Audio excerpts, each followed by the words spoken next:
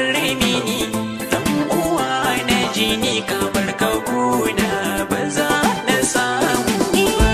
Wata rayuwa muke gwanin sha'awa ai zumuncin mu ba za ya kare ba. Kafa aboki kafa amini na yan uwa muke ba za mu saba ba.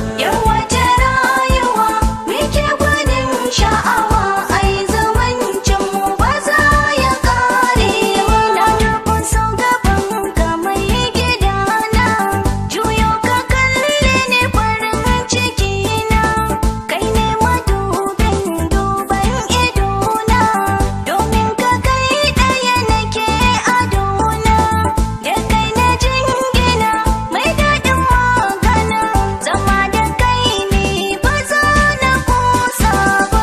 Wata rayuwa muke gwanin sha'awa ai zumuncin mu ba za ya kare ba. Ai lafazi da makarya sarewa kin zama jigon farin ciki na, ni ke kaɗai gare ni ba ni da kowa sai amini na ɗan uwana.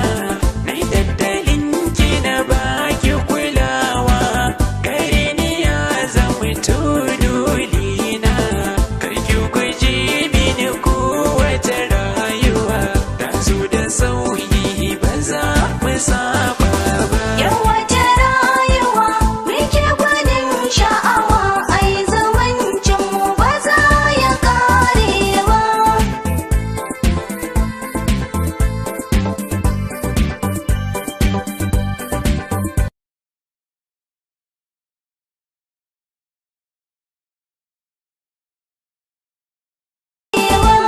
Maza mai cikar azamci, mai marmashin da ke tafi da kunci, sai na ga fuskar ka na samu barci, samun ka zuciya ta samu yanci, da ni kuna fice aure mu kai gaci, a yanzu burina a ce da kai baba.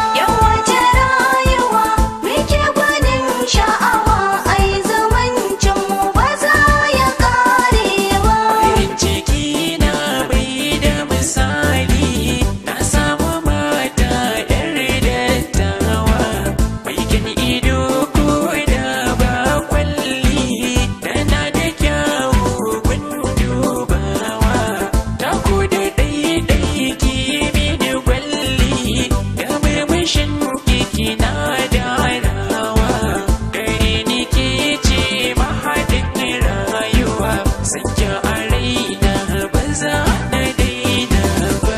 Wata rayuwa muke gwanin sha'awa ai zumuncin mu ba za ya kare ba.